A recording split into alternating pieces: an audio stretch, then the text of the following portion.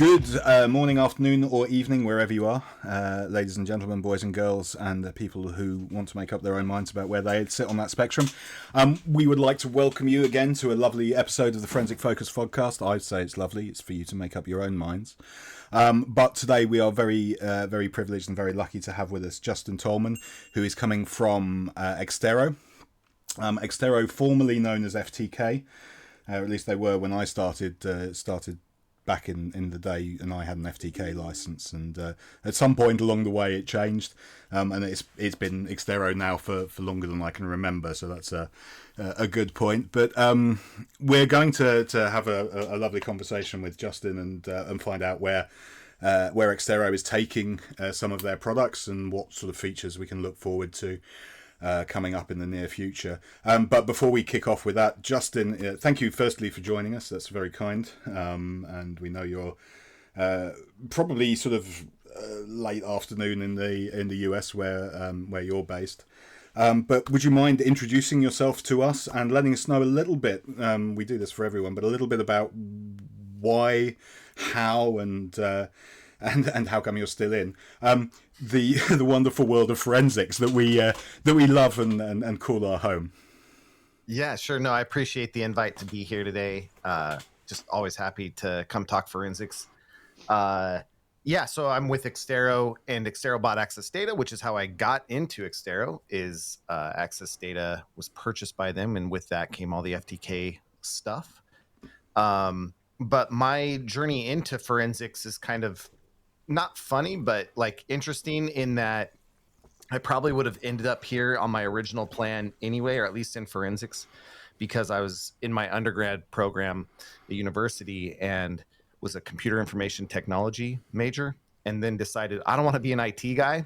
No offense to any IT guys, but I just got to a point where I'm like, this is fixing other people's problems doesn't sound like the future for me.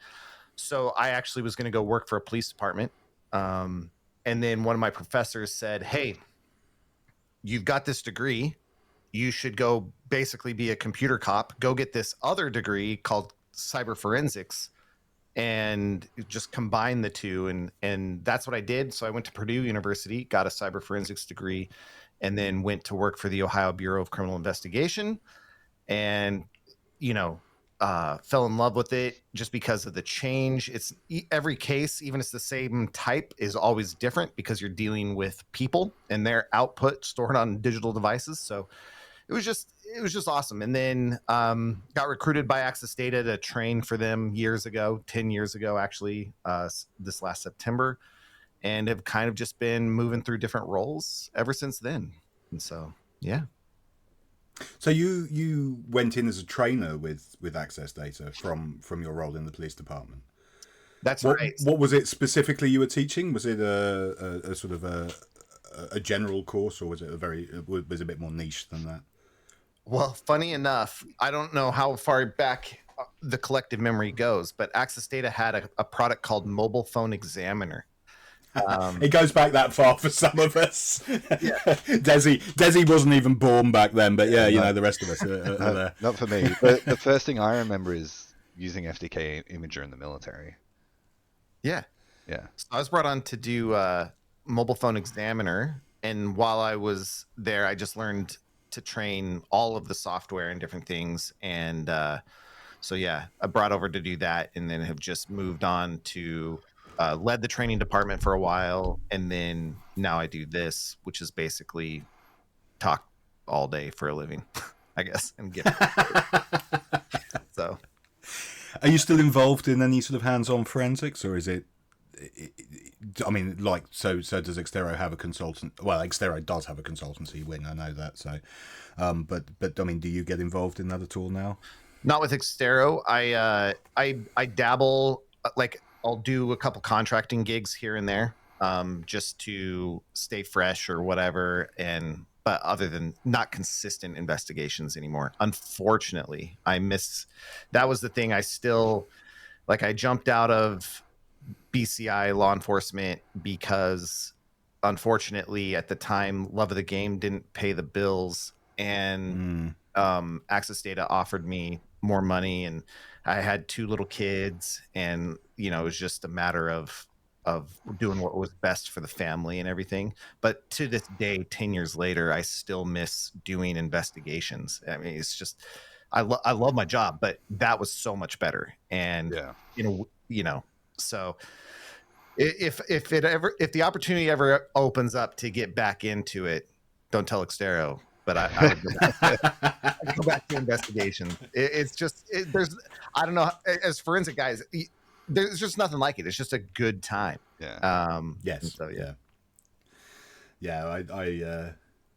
I had similar experience where I started off as an IT guy, a Unix geek, and then worked my way into security. And then there was a certain point where I just sat around writing documents all day, and it was at that point I was like, no, I'm gonna go and do something else. This is killing me. And then got into forensics so that I could people would let me touch computers again, because when you're too far removed, it's you become the security risk, and it gets a bit sucky. But yeah, good stuff. Yeah. So I'm going to let Desi take the next question, because the expert on FTK Imager here. It was my first foray into forensics. Still very fond memories of it, and it was something that I always went back to. But the launch of FTK Imager Pro, why is there the shift to Pro now, and what's the aim to help the market really?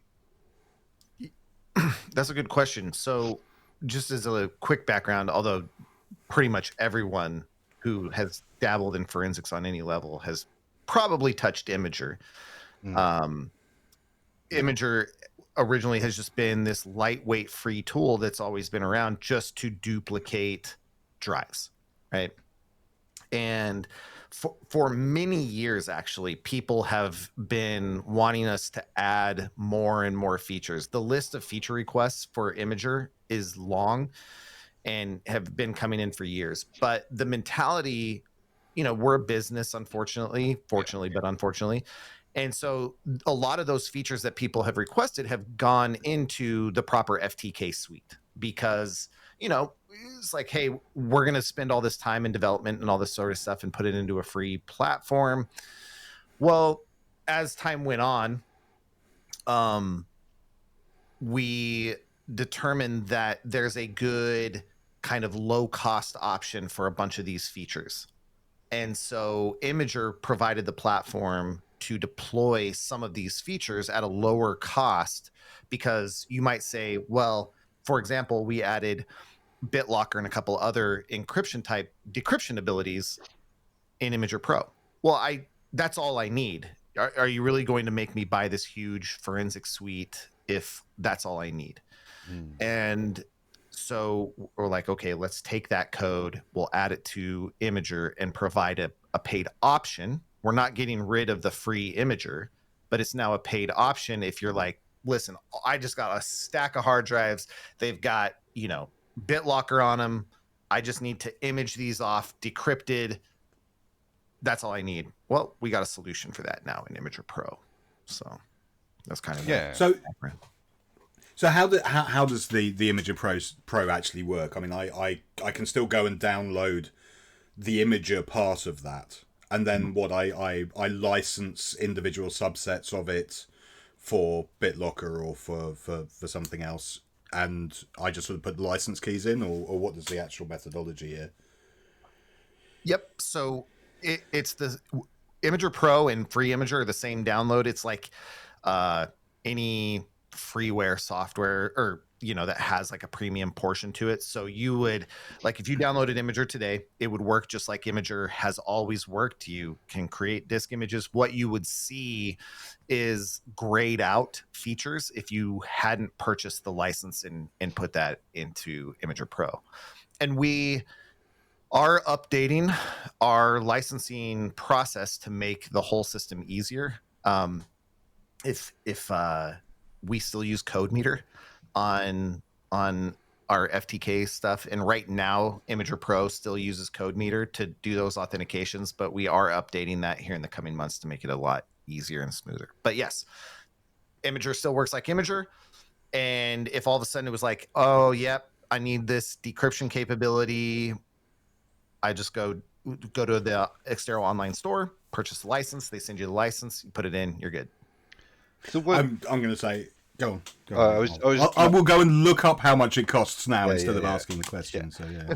Like, it's awesome to hear that the free version's still sticking around, because that was such a huge part of my learning curve in getting into digital forensics. Like, I never really did digital forensics as a job. I mainly did instant response, but it was still a tool that I used all the time, and learned a lot from.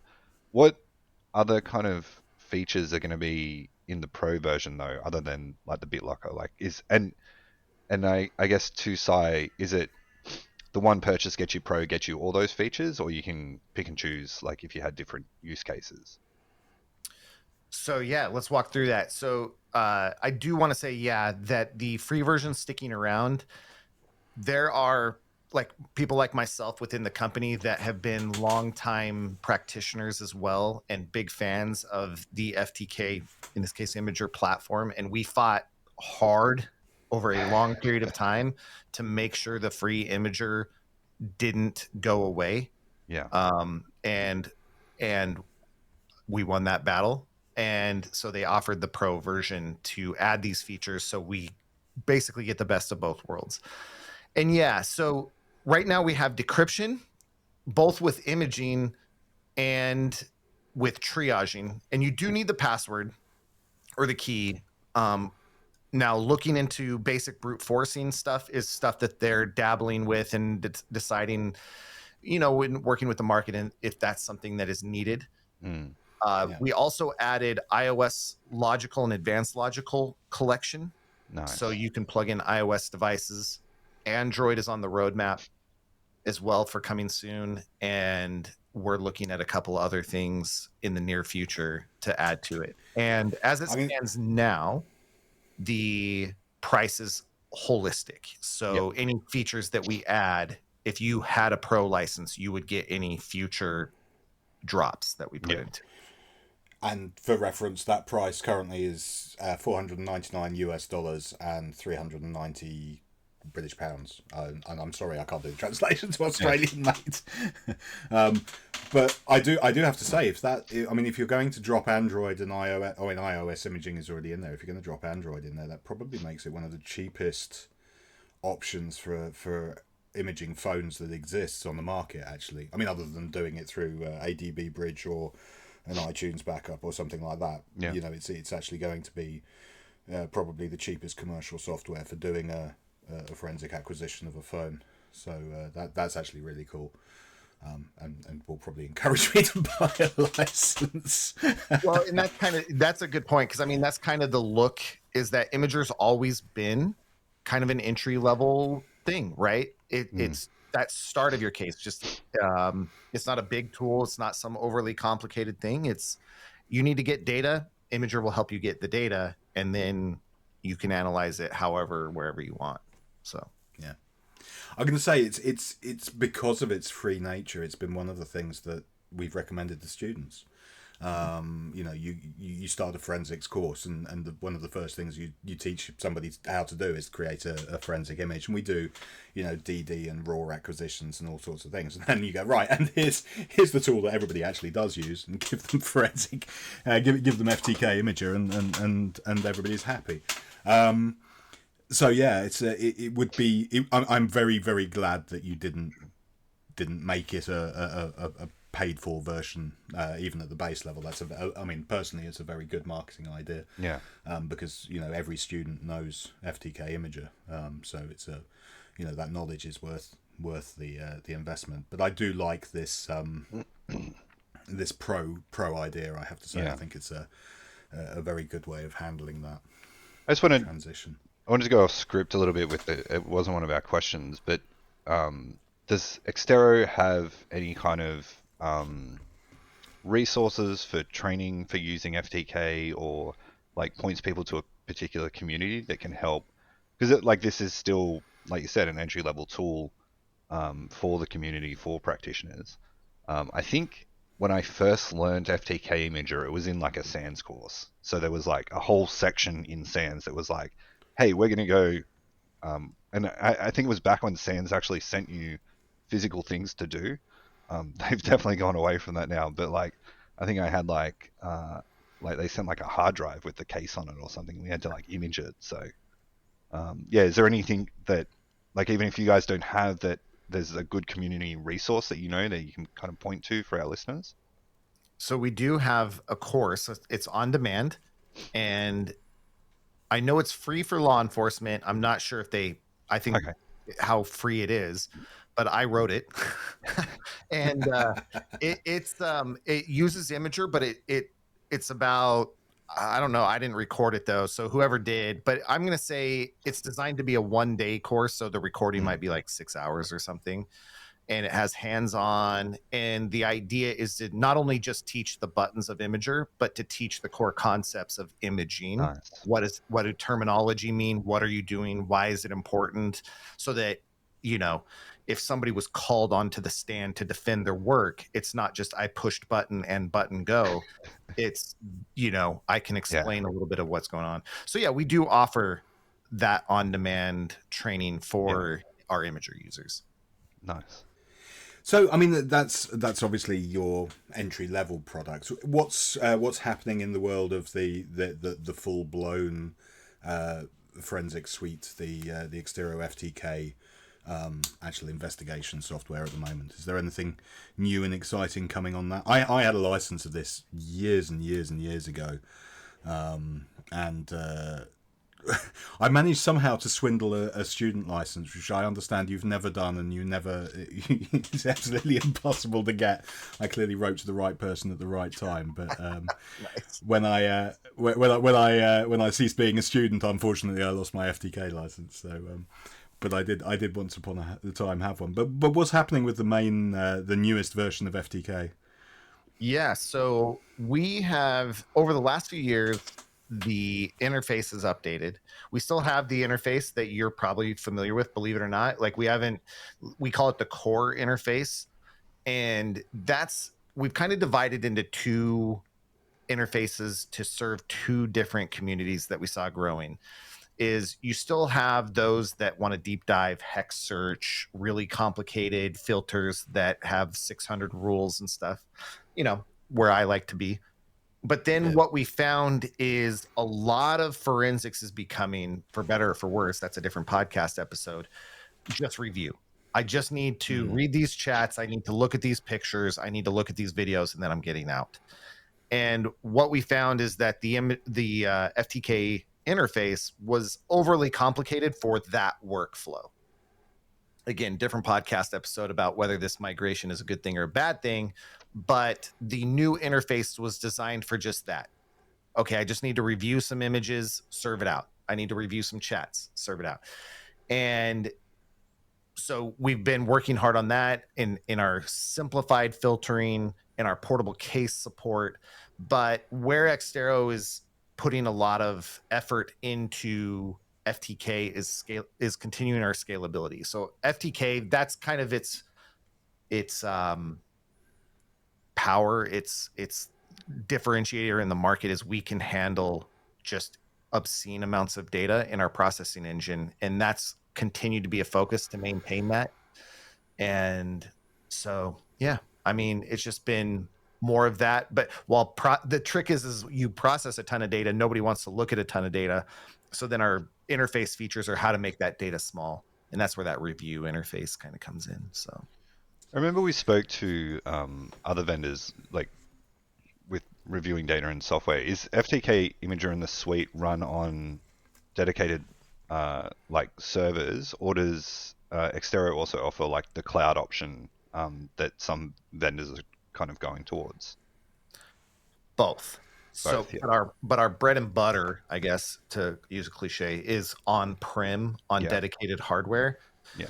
And the cloud is always going to be kind of this new thing. I think it'll always stay new for its own sake, but Yeah. it's interesting how many people, like I just went to InfoSec World last week, and it's interesting how many people came up and said, "Oh, you have this solution. but does it run on-prem and is it air-gapped? And we're like, yes. And they're like, okay, cool, because we have a strict no cloud, or we have a, Yeah. and so that's not going away. There's a large group of our customers and potential customers that want that offline. I find that really interesting because last year, I reckon we spoke to maybe 3 or 4 people that, and we were talking about cloud quite a lot, and they were offering both, but cloud seemed to be like a big topic. Whereas this year, it seems like there's less conversation around it, and now people are maybe coming to you being like, "Hey, do you run on-prem?" Because it's might be becoming more normalized. But I'm not in the kind of industry space for it, but yeah, is that the trend? I'll be honest. I'm going to say I'll be honest with you. I think what the trend is that vendors, and I use this term pretty universally across all IT, and you've seen it in incident response, you'll see it in security, you'll see it all, is that there is the term du jour. There's the thing that everybody wants to sell to, and for a few years it was cloud. And it was like, yes, you can have your SIEM in the cloud. You can have your monitoring in the cloud. You can put your servers in the cloud. We can store all your data securely in the cloud. We can do processing for forensics in the cloud. All the vendors got there. So now the differentiator is we've got AI. We can do stuff with AI. So we'll come on to that in a second. But what we've seen over the last 12 months is actually vendors, forgive me for using the phrase, and I apologize in advance, but jumping on the bandwagon of how... I will rephrase. I'll rephrase in advance. Vendors, good vendors, bad vendors jumping on the bandwagon, good vendors trying to figure out what benefits can actually be leveraged from the use of machine learning to aid in this process. So... But what we're seeing, what everybody we talk to now is like, we're starting to integrate some AI into our products. Yeah. And then it's that fine line of like marketing to hype it up, but then not overselling what the actual benefits are. Because you see the bad vendor side, there's so much you saw it with cloud, right? There's so much snake oil all the time. Yeah. And that's just security in general, I think. And Anyway, I digress. I think it's my mind because we were talking about cloud, and I was like, man, we talked about cloud so much last year. I think it's interesting because I can see the advantages for something like tied up forensics and where you're running a centralized database, and you've got lots of people in different departments feeding into a centralized cloud storage, and you're getting that processing, that on-demand processing power. But you're effectively talking about, in order to make it truly effective and secure, you're talking about a private cloud anyway. You're talking about a data center. That was the good stuff that I was thinking about last year, though, the private clouds that they were setting up, which was like cool. I think some of the push in that space comes from the enterprise side of forensics, and especially if you mix in e-discovery, because what we found in law enforcement cloud is there's kind of this hesitancy due to the content, right? But also, and this was an eye-opener when Exterro bought Access Data, and I don't think I'm sharing anything crazy, is Exterro is a SaaS company on the e-discovery side of the house. They don't have any on-prem solutions. Access Data, in the purchase of that, brought on-prem solutions to Exterro.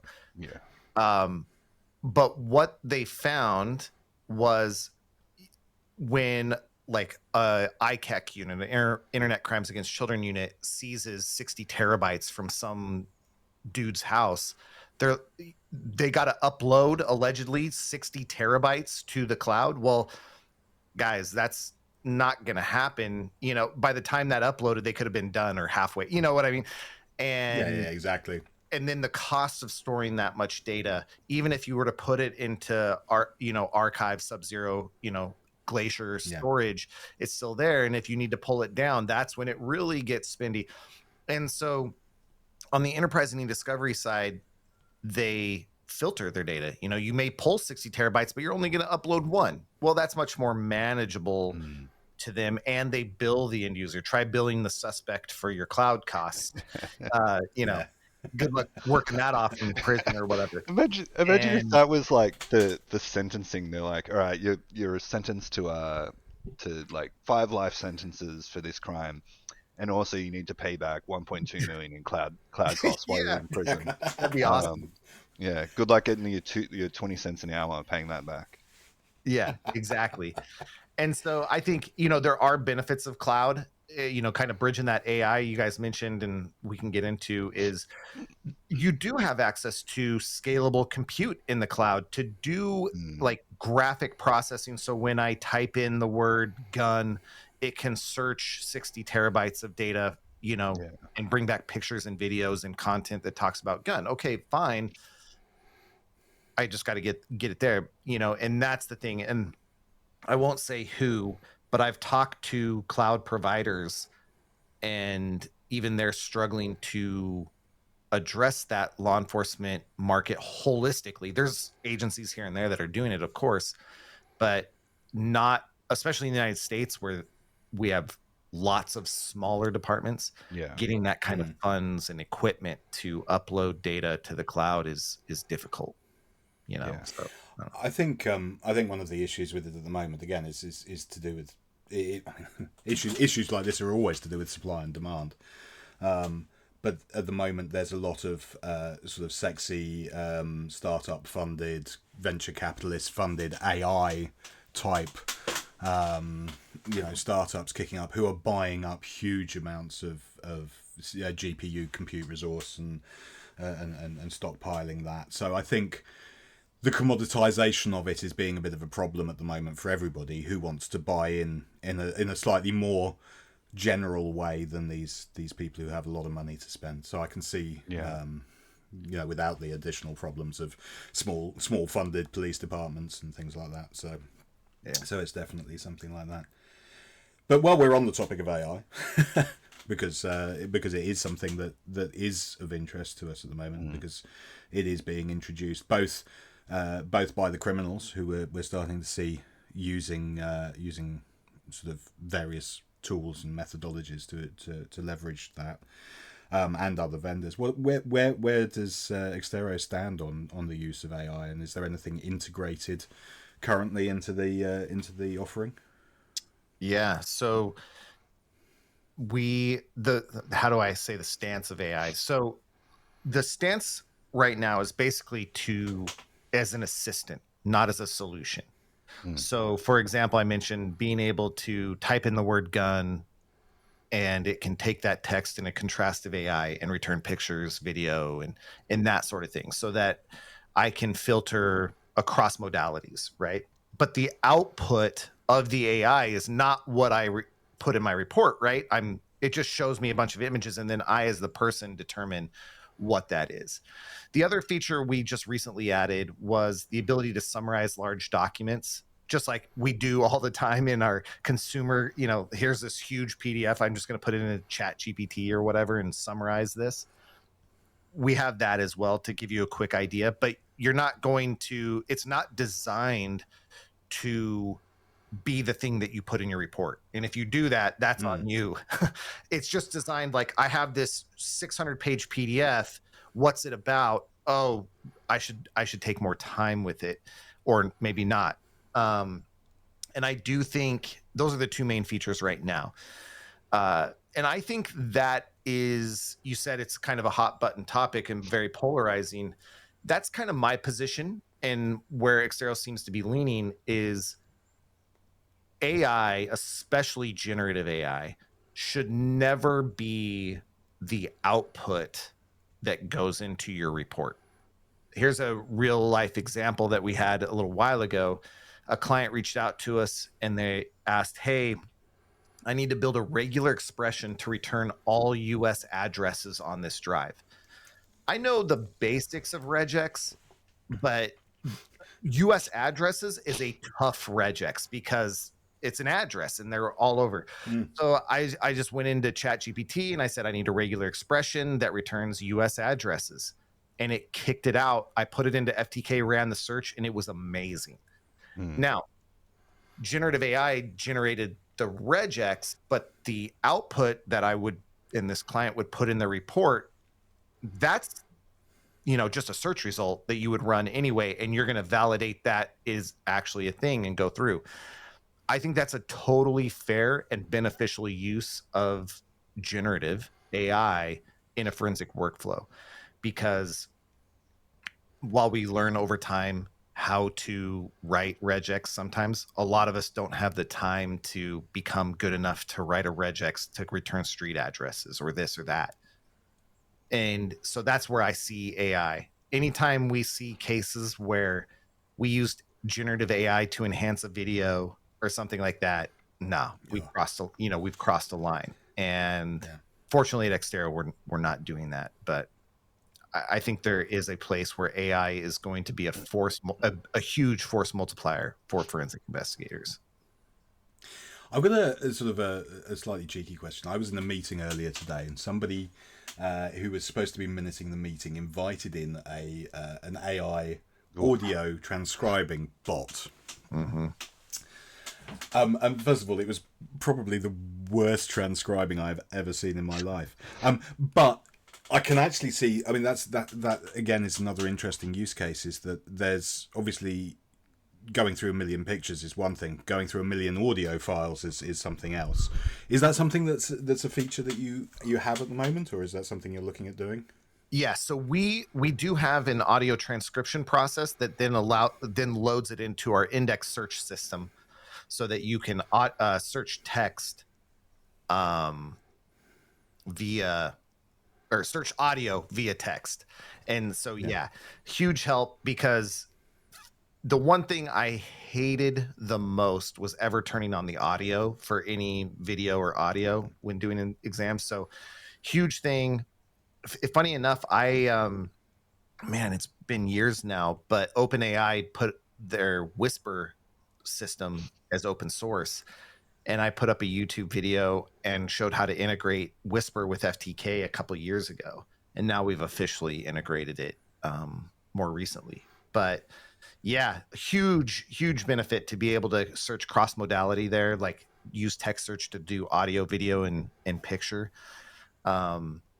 Yeah, huge. And again, the cool thing about Whisper is it also does translation. So even if you can tell it to bring it back into English. Now, again, is that translation your final output? Hopefully not. You're going to give it to a translator, but I know now which video I need to give to my translator instead of giving them all 600 and letting them sift through it.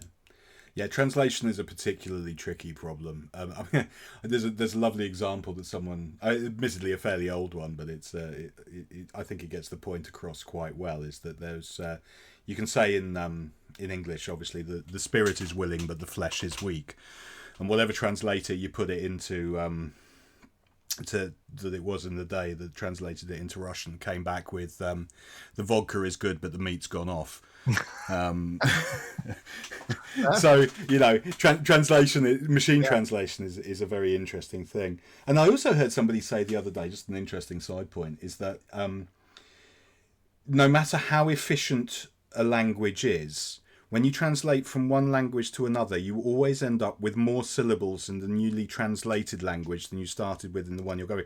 But it works both ways. So if you translate from English to Japanese, you end up with more syllables in Japanese than you start in English. But if you go from Japanese back to English, you end up with more syllables in English than you started with in Japanese. It's just a weird way that languages are constructed. Anyway, there's a... No, I think that's so important, because I think new technology always kind of brings up problems with how it's going to be used. I mean, like, that always happens. AI has been so accessible at so many different levels that I think that accelerated it. And again, like the translation, as long as it's not the final thing going into your report, I think it's okay, because the vodka is strong, but the meat is bad. Okay, whatever. But if I can now give that to my translator, instead of, again, giving him 600 videos to translate, and he can translate now 5 that this, Whisper translation isolated it down to, I'm going to use his translation in my report, but I use Whisper to filter my results. Yeah. And I think that is so important. And I think it's one of the things in the debate, everybody kind of fights for whatever, but they're like, it's the middleman. Like, it's the filter, it's the search benefit, it's the point you in the right direction, and then still have people that are experts make the decision. I kind of see it as like the argument of always like the push button forensics, right? Like people not understanding how like the tool just does it for them, spits it out at the end. You still need an expert to assess whether what has come out of that tool is what it's actually saying in the case. And the AI assistant's kind of the same thing, because there's so much, like I said, in my daily work, like it will generate all this stuff. Like we've got an investigation assistant on ours, but you still need to understand the core investigation to make sure that what it's spitting out is accurate. But to me, like in this sense, I don't see it any different from those push button forensics. Like it's just the next evolution in this industry for that. But it'll go through that period of people need to understand that, and then you'll still have people who are professionals in the field that will just take the output in one form or another from some tool and just present it, and it'll hallucinate, or it'll be wrong, or it won't match the actual forensics. I think one of the risks that we have, though, is that we need to be careful about the faith that people have in these solutions. Because if, for example, I type in a search. We talked about guns, so let's stick with guns because it's a good example. I say image search for gun, and it comes back with a slightly blurry image of a guy who's holding a black object and goes, "This is a gun." And I've searched for gun. It's returned gun. I look at that image and I go, "Oh yeah, that's a gun." You've biased the investigation through the provision of that, and that's something that we need to be really careful about. Is that we're not that where we set our thresholds is actually a higher standard for AI possibly than lower, because whilst the question is which one do we want more, or which one do we dislike less? Is do we want false positives or false negatives? And it will depend upon what we're searching for, is the honest answer to that, because I'd rather, get all of the IIOC and filter out with the opportunity to save people in the thing, versus, every guy who's holding a screwdriver in his hand is holding a knife. That's right. the other side of the equation. So, it's 6 to 1 and half a dozen of the other. But the introduced bias that is introduced at a stage before us by training material and then influences us, I think is probably a philosophical argument, and b but a concern that needs to be addressed really before AI can become truly mainstream as a thing in forensics. You think about the level of not criticism. Well, we double check. So you have like Project Vic in the United States, Project Cade in UK, and I'm not sure many countries past that, but the ability to identify CSAM using hash matches, and that's hash matching. And you still, I haven't met an investigator that just takes those hash matches and goes to trial without validating that they are actually CSAM. Yeah. And to your point, let's apply that same level of rigidity to, or more, let's be honest, because to the AI, you wouldn't just take these CSAM hits and just ship them. You validate. Same with AI, but you got to be extra due to that bias. That's a good point. I've never thought about it at that level. We had a case here in Seattle. I'm like 3 hours away, but you get you're closer than us, you guys. Yeah. And practically in my backyard compared to that. But where they had a shooting and they tried to use AI to enhance the video and that was the thing. They were holding out as this blurred thing in this guy's hand. They couldn't tell whether it was a phone or a gun. But they ran with it because like you pointed out, that bias. I'm going in on a shooting. The AI actually built it into what it wasn't, because probably most likely the prompts they used, and you get something that actually wasn't there. Fortunately, it was thrown out, but it's already started that bias and that those mistakes. Yeah, kind of. But like, there's so many situations like that. Like, if you were going into a shooting and you had like blurred body cam footage, person who would be taking that in would be biased to be like, oh, like I was there, this happened, but then human memory is fallible, like the image is fallible. I think like the bias that we have with AI is no different from the bias of all technology that we've already experienced. The greatest risk is that we seem to have this higher level of confidence, and I hope the forensics community is like, they're like us, super skeptical, and is aware of our own biases. But the general public, and even like people that I've worked with, is they have this overconfidence in AI that the output is going to be more accurate than the work that they could do. So then they skip the validation, or they skip the amount of rigor that they apply to that validation. So in the example of like the gun in the images, they do just get all these images, and then they're just like, they quickly scan through them and they're like, yep, cool, gun. And then one of them is not. It's just like some blurry phone that it was misdone. But the point was, like, sure, you may miss out on some, but you're getting the benefit of having it. You still need to do a rigorous review of that data. I think that's the inherent top risk of AI.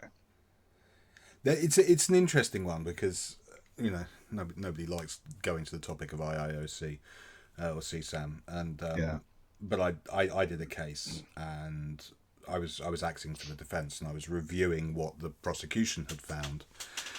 And actually, if you as we went through it, what we found was that a lot of the images, although they contain young ladies of and various things happening to them, came from legitimate sites, and that these people were over, you know, of an age that this was all legal in. And, you know, there were little details like, you know, one of the ones that was flagged up, she was wearing a wedding ring and had tattoos, you know, and you clearly, you know, you're into a different category here that is not that. But, you know, that was just a human not wanting to look into detail at something because it's unpleasant and you don't want to be there. So you look at it and you go, superficially, that's it, and you click the button and you move on. But, you know, if there's only 10 or 15 images that have been categorized, and 8 of them aren't, you know, 7 of them are dubious and 8 clearly aren't, your case is really falling apart. So, you know, this is something that is important to try and bottom out. But the inverse of this is that it's a hugely unpleasant thing to do. And the more we can take it away from humans and save people from having to do it, the better. So it's an absolute catch-22 on the whole concept. And then you have the downside of training an AI on CSAM. They're definitely going to rise up and kill us. Yeah. You know, I do think we're still in the very, very early stages, especially in the forensic community, of how AI will help. But we don't need to tell any agency what their real backlog is. They, you know, and I think we may not quite have the solution yet. Anyone, not just Exterro, but I think there will be some speed and some workflow enhancing AI things that will just have to be used.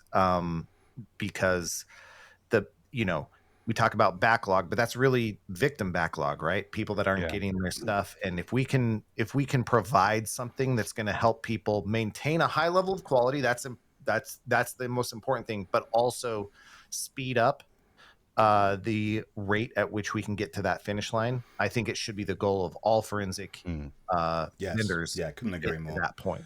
Yeah. I'm dealing with cases from 2021 at the moment, and it's like, this is ridiculous. So yeah. And on that note, I mean, we did have a couple of talking topics, and it's actually segues really nicely. Is that how is it that you as vendors, how is it that we as consumers of tools, how can we collaborate well with the tools that we have? Is there, you know, is it time for a new forensic container format? Are we able to transfer information in a good way? Are we enabling our tools to talk to each other enough? I mean, you were saying a fantastic example of integrating Whisper with FTK, which actually implies that there's a very good API in there that allows you to interface with it, which means that whatever you want, you can probably write a tool to talk to, Oxygen or Amped or whatever it is that you want to work with, assuming they have a similar API. But what's your sort of take on the thing? Yeah, FTK has kind of grown over the years. So our first kind of entry into that more open aspect was the FTK Python scripter. And Autopsy had been doing this, for years. But one of the differentiate, not with Autopsy, but with other vendors, big box vendors, is we wanted to allow for scripting that didn't require you to know our scripting language, right? So we started off with Python, and if you knew Python, all you had to do was provide an input path and an output path, and you're good, and so anybody could write anything to integrate into FTK at that level. Then we moved to our API, which is a RESTful API. So if you knew how to write Python or C+, you could write plugins to that on an enterprise level. And so I think APIs are super important. I do believe that there are a couple like open image formats. And I know I work for a vendor, but we're not unique in this way that there's this mentality of locking your collection into your ecosystem because it'll drive sales. And fortunately, FTK has tried to minimize that. We do have our 81. I'm not going to gloss over that. We do have the AD1 format, which is pretty much only supported, but we also support like AFF and all these smart and EO1s, of course, and all that sort of stuff. But I do believe we need to open things up and allow data to move between. That's hard for vendors who are sales. So is AD1 an open standard? Is that something that we can look at? 81 is officially not an open standard. It's AD1 because it was started by Access Data, but it technically locks you into our format. But fortunately, you can through using Imager, in fact, export any 81 into some other format. So you're not truly locked. It's just that if you create an 81, it's going to go into an Exterro product, but you can move your content out of an 81 into some other container if necessary. No, I have actually used Imager to do that in the past. And actually, it's an interesting point about Imager, although the interface is... I'm not going to... For a computer literate person, the interface is fantastic. I have no issue with it at all. The issue I had was that I got a request from a barrister who was like, I would like to look at the contents of this AD1. Yeah. Can you please tell me how I can do it? And trying to explain FTK Imager to him over the phone so that he could do that was a bit of a nightmare. But at the same time, he could download it for free and he could do it on his desktop. And it was something that he was actually eventually capable of doing, which is a really cool feature, I have to say. I think that would be a good feature add. I'm going to take my thought when you said that is just the ability to display data a little easier, bring it in. Because here's a funny example. Imager was never built to be an analysis platform, right? Imager, it's in its name. But when it was first released, you got to think about like the cameras on our phones and the cameras that we carried around, the megapixel sizes, it would easily fit in that little box.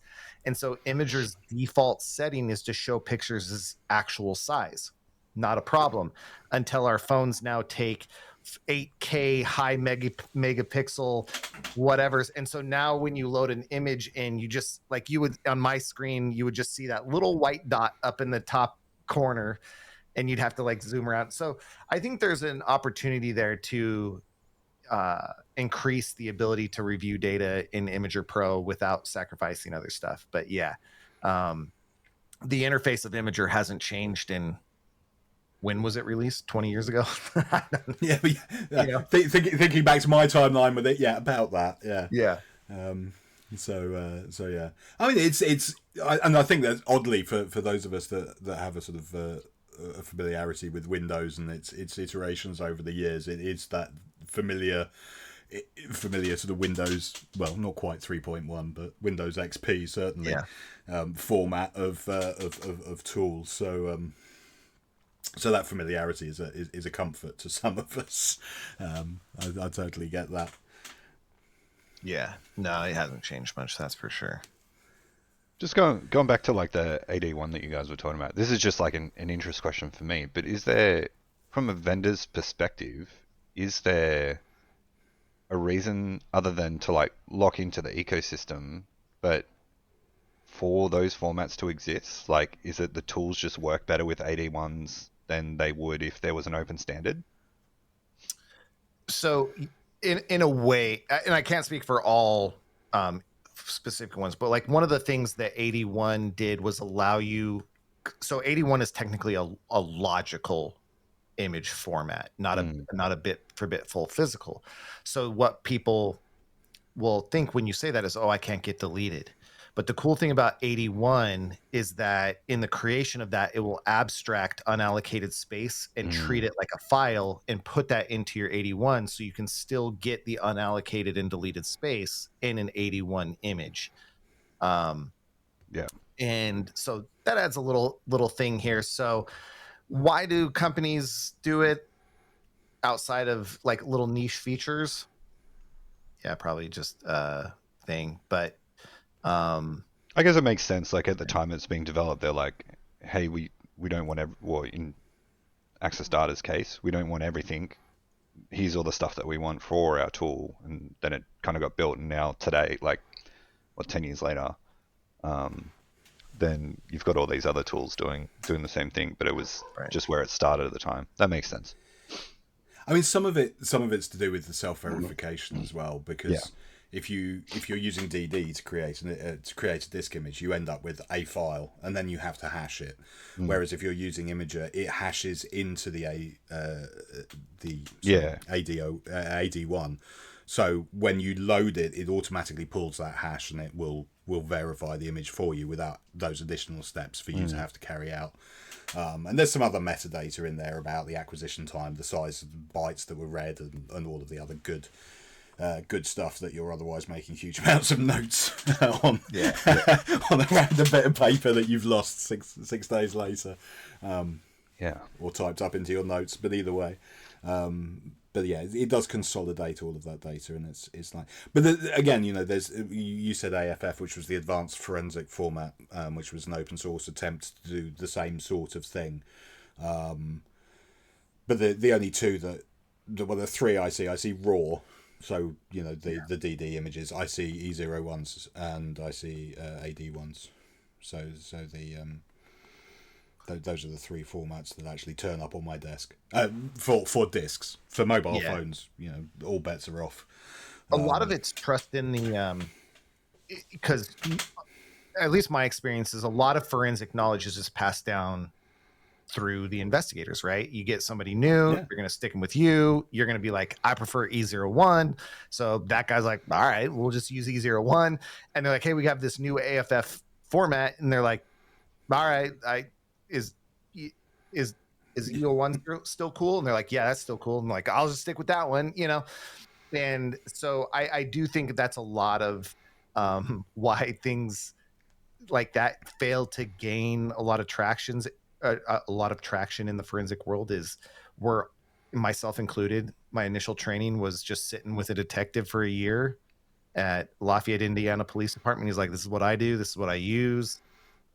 And, you're just like, all right, E01, that's our life now, and you just go with it.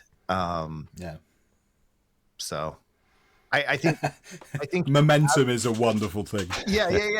Because there's some image formats we used on some special cases at BCI. Andy Rosen built, I think he calls it Smart. It's not the Smart, but it's like it's a high compression format image. It's just super high compression. But you're like, how do we get a hold of that? And it's kind of niche, and he owns it, and different stuff like that. So it's just hard to get those types of things rolling, like you said, the momentum going for something new when it's like, what am I solving? Yeah, compression is probably the one thing that is actually genuinely useful about using any, because everything else you could, and the other one is splitting it into segments, which is again a useful one. That'll be the next successful image, is whoever builds it. It's got it, and this is with any product, but I feel like a lot of the entries into the imaging world haven't done it. It's got to provide maximum benefit over whatever else is out here. Maybe the compression's out of this world. The segmenting's cool. It processes insanely fast. I don't know, like whatever that is, it's got to provide enough to get busy forensic practitioners, enough to change their workflow. Well, I was going to say, it needs to do all of those things, and then it needs to do it at the price point that FTK Imager does it at, which is free. So, basically you don't stand a chance, so you might as well give up now. Exactly. I mean, that's the trick, right? Yeah, absolutely. So, Desi, we're coming to the top of the hour. Anything you would like to? Yes, there is. Good. You carry on then. I think we had. Seeing as you're waking up and I'm going to sleep now. Yeah, exactly. This is how we roll.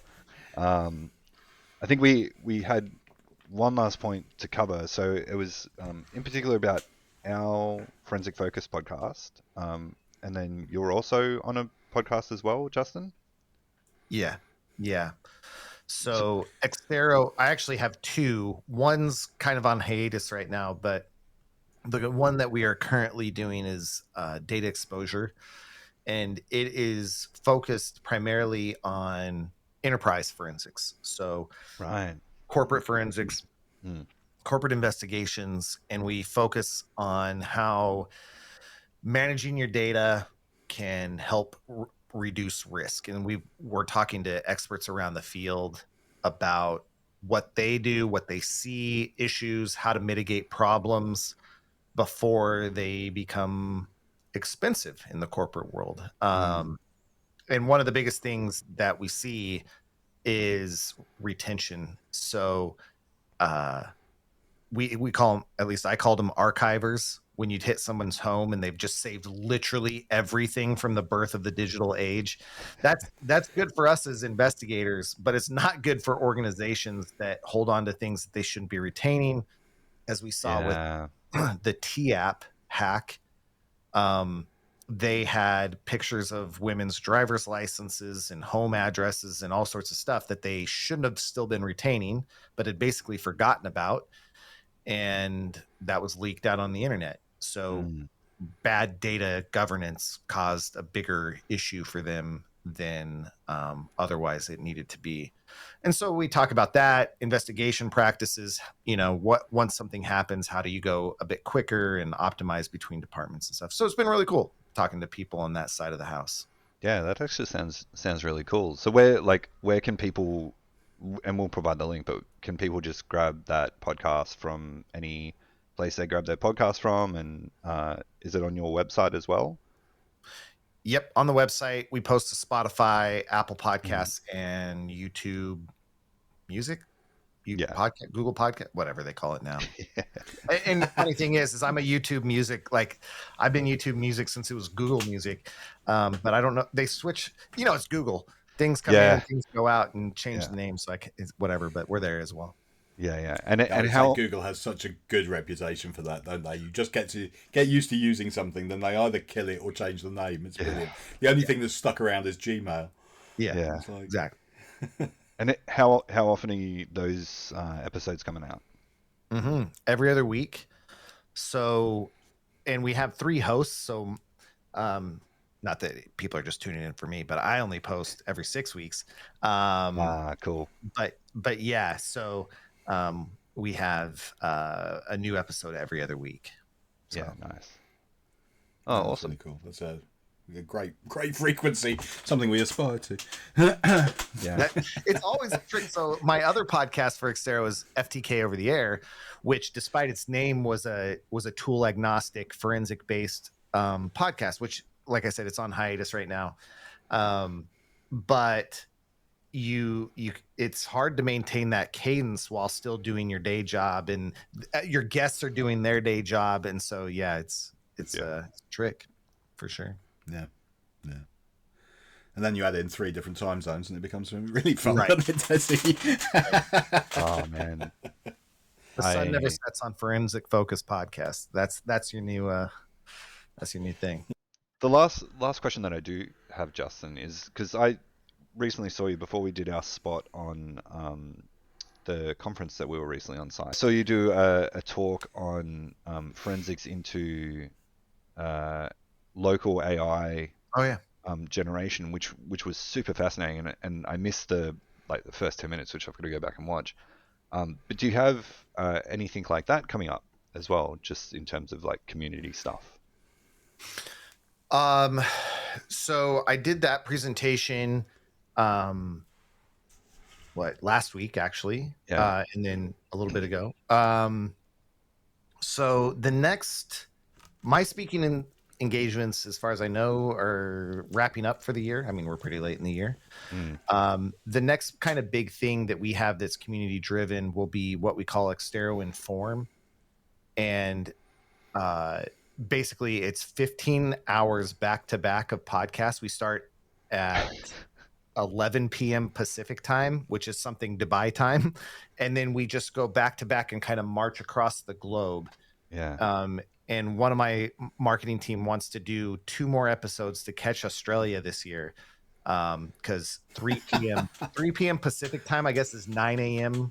somewhere in Australia. Anyway, but that'll be January 28th. But again, it's not Exterro speakers. It's not a plug for Exterro software. It's just we grab 15 to 20 speakers from around the world that just talk on forensics all day, and it just runs back to back. You just tune in like a TV station, and it just runs. That's just like that sounds like such fun. Yeah. That's just like the Lord of the Rings director's cut trilogy. That's right. In forensics, like that's how we market it to forensics nerds. Yeah, back to back. You just like get up, we're doing this. 15 hours. Yep. Well, 15 hours straight plus if you hit the 2 more to get Australia as well.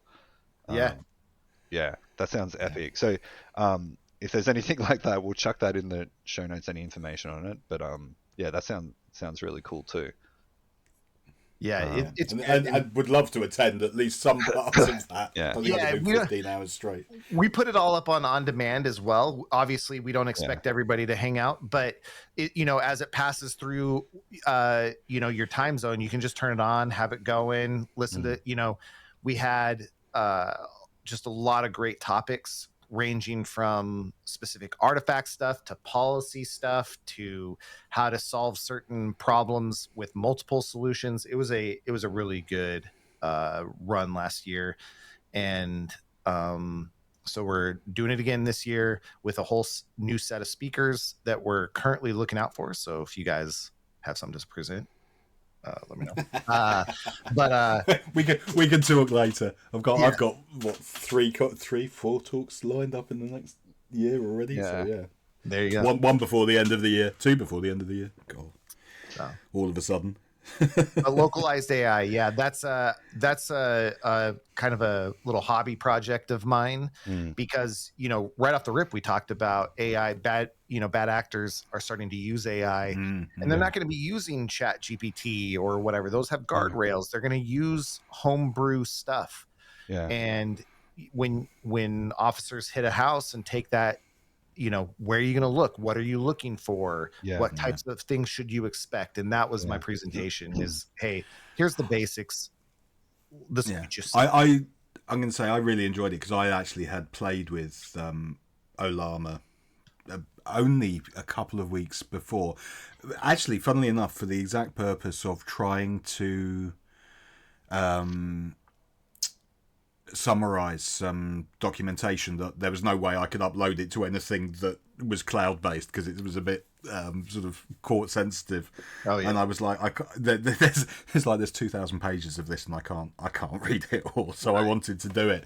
So I downloaded Olama and tried to get it to process it to give me summaries. With very, very mixed success, I have to say. I didn't give it that much time, but it's a lot harder than it looks. I have to say, and I think you made it look rather easy in your presentation. So there's some shenanigans that go into it, but to your point, the mixed results. I mean, that's what I found. I don't have a behemoth of a machine to run it on. I just pulled a random laptop, but the models are you got to train that, but. Yeah, it's a mess, but people are doing it, so we got to be. It's only going to get better and better. Like we've already seen what's the guy that runs NVIDIA, but going around giving all the billionaires the desktop supercomputers essentially. Like that's the forewarning that we've got of where commercial products are going next. Is like people will eventually have those small boxes on their desk. And then the models get better, and so that's going to be the future of kind of like illegally generated AI generated CSAM. It's just going to be at home. Like none of it's going to be online. For people to do. So yeah, it's super interesting watching that. So that's awesome. I'm looking forward to the Lord of the Rings trilogy of forensics in January, for sure. Which sounds fantastic. But Justin, we want to thank you so much for joining us today. It's been super interesting chatting about FTK, where it's going, the kind of tangents that we went into to AI. That was fantastic as well. So thanks so much for your time. It was a pleasure talking to you, and we'd love to have you back on in the future at some point as well. Anytime, appreciate it. Yeah.